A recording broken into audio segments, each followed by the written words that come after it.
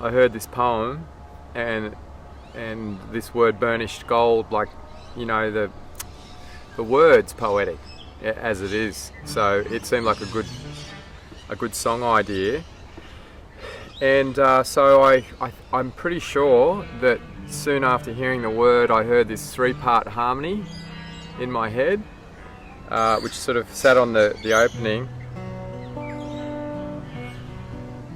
Burnished gold, burnished gold, eyes like fire. So on the word gold was this 3-part harmony, and then the song sort of evolved. I tried lots of different feels to it, like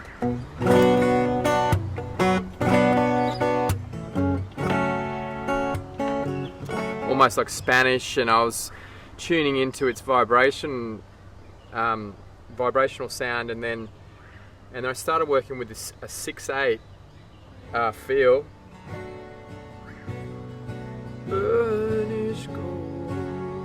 And then I had a separate verse happening, so it was almost like two songs were colliding, and then for the first time in the history of my songwriting, I put 2 different time signatures into the same song. And at that time, I, in the 6/8 feel, was hearing this American Indian drum. Burnished gold, boom, burnished gold. Took me back to a very old place in a canyon, quite literally, and about the idea of connecting to nature, and it's just a whole spirit. It's about the spiritual connection that I was trying to feel from the American Indian time. The inspiration for me personally with that colour is just, and that's why Eyes Like Fire, you know, I'm writing in colours, and I'm fascinated because I'm a surfer. In the reflection in the morning when the sun's coming up, it reflects against the back of a wave, and it shows this gorgeous golden green colour, and I see it everywhere, this beautiful gold late afternoon feel, the gold. So it's about nourishing energy through colour, spirit of the old people, and in the spirit of a beautiful woman. But back at the start, was the inspiration of that song came at me looking at a little baby, like maybe less than 3-month-old baby with the mama, and feeling the pure innocence of that baby, and thinking we were all that pure innocence, and we all go on a journey through life. It's a drastic journey. Conditioning, don't, stop, bad boy. Tarnished, conditioned, feeling the guilt and shame of all of that, and then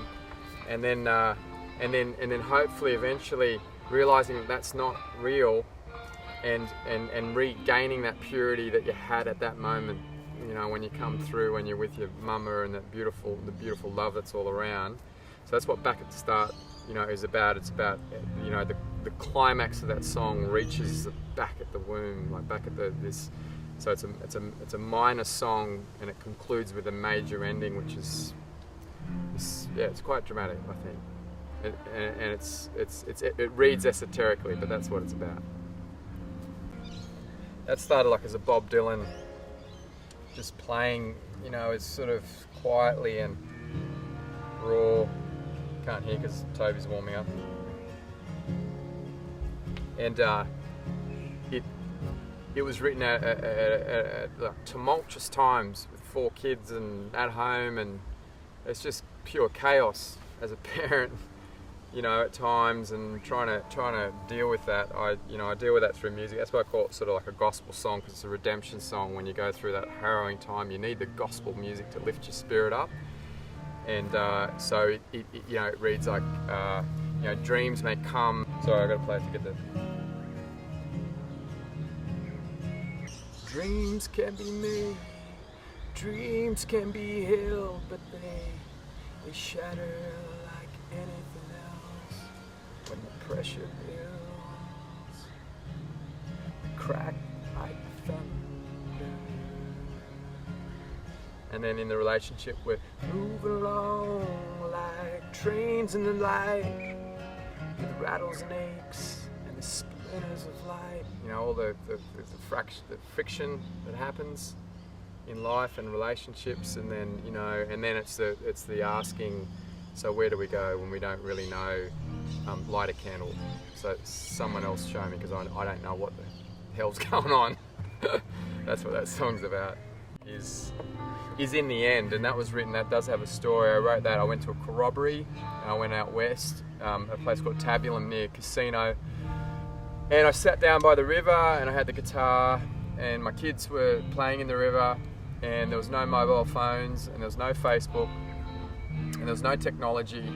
And they were all floating down the river for hours and hours on end. So it gave me time to reflect with the guitar. I didn't have to be hands-on parenting. I thought that was beautiful. So I labelled that song the anti-Facebook song. You know, the purity, the connection with nature seems so simple and obvious. And you have to literally remove yourself and take the devices away, particularly from kids, for them to really feel that. So then I played it and performed that song at that corroboree, you know, a day later. Sacred land, this winding river, so I'm looking down a big slope at this winding river that went into this huge mountainous, you know, range. It wasn't a huge crowd. It was like, you know, corroboree, it's more about the, you know, the quality, not a big massive sort of audience. There's people walking around, but it was quite unique and very special. So yeah, that's the background of that song. It sounds kind of like folk poppy, but, you know, with a lot of my music, it's something real, you know, much bigger underneath. Yeah. Anyway, that's I think he's playing it, see?